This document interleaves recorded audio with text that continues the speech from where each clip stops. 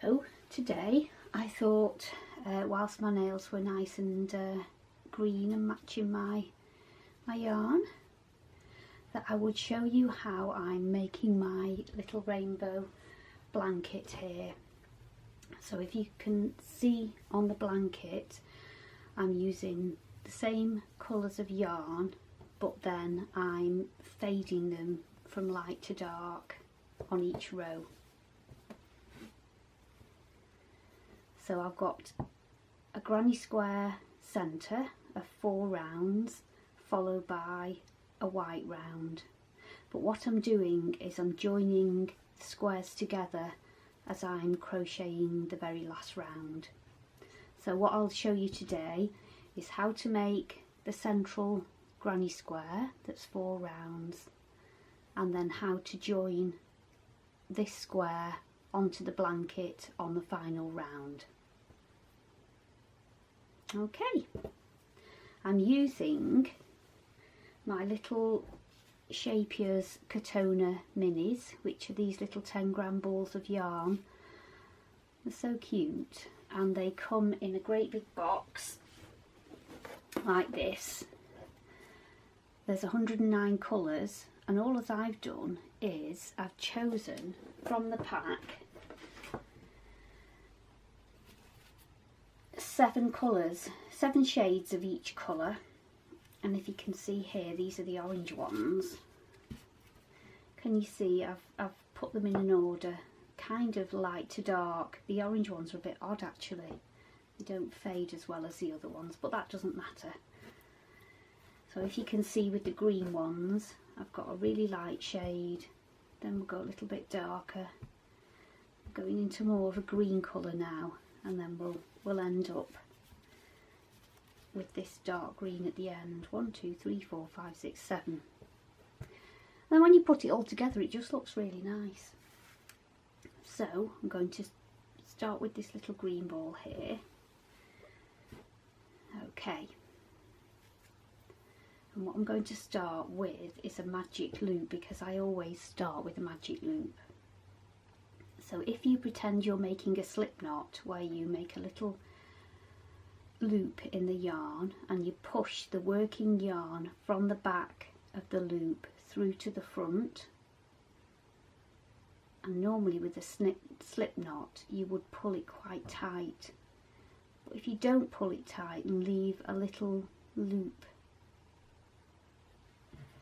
instead and put your hook into the loop of yarn and just give that a little pull, what you're going to do now is work into this loop that you've left on the slip knot. Okay, do that again. If you go to make a slip knot, wrap the yarn around your fingers, just cross the yarn at the front, push the working yarn from the back to the front through that loop and pull. But don't pull the slip knot really tight, leave it quite loopy. Some people call it a slippy slip knot. Okay, so now what I'm going to do, I'm going to start my granny square. Put my yarn over there. So we're going to start off making the centre little cross. Okay, groups of 3 treble separated by 2 chains in the corner. So we start off, just grab hold of that slippy slip knot and start off with 3 chain. And that's because you need your hook to be the same height as the treble crochet. So this 3 chain that you always start every round with, that's your first treble crochet. We're going to make another 2 treble crochet into the slippy slip knot,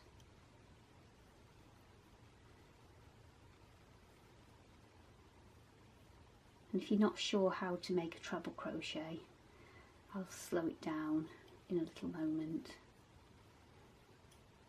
Okay, so now we've got our first little cluster of 3 trebles. Now we're going to make 2 chain, 1, 2, and that creates a corner, and then we're going to do 3 more treble back into the slip knot.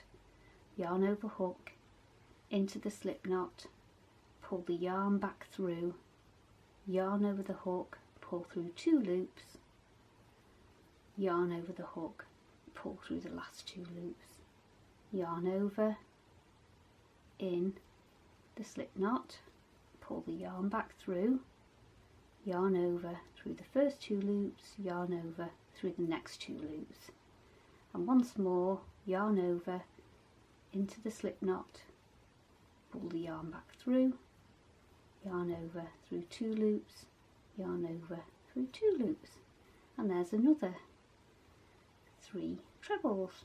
So we're going to do another 2 chain for another corner, repeat that whole thing again, 3 trebles into the centre,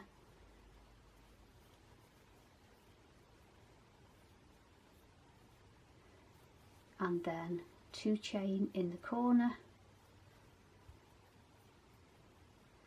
and another 3 trebles into the centre,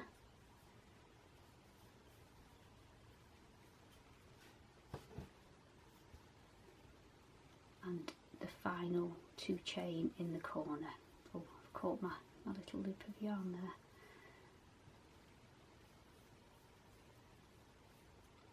And the final 2 chain. Okay, and that's our first round. So can you see we did 3 chain at the beginning, 2 treble, 2 chain in the corner, 3 treble, 2 chain, 3 treble, 2 chain, 3 treble, 2 chain at the end. And now we're going to join this little square, we're going to join the round by slip stitching into the top of this first 3 chain. So you find the top chain, count from the bottom, there's 1, 2, 3, and we're going to go under the front 2 loops of that chain. Okay, that's the neatest way to do it, is to go under 2 loops. Don't ever just go under 1 loop like that, or the back loop, because it'll pull and go really big and make a great big gap. Try to get under 2 loops of the chain and pull the yarn back through those loops and through the loop on your hook. But now you'll see that my working loop is on this right hand side of this set of trebles, and I want it to be in this corner ready to start the next round. So what I do is I will look at my next treble along and go into the top of it and make a slip stitch in the next treble. Next treble along, make another slip stitch.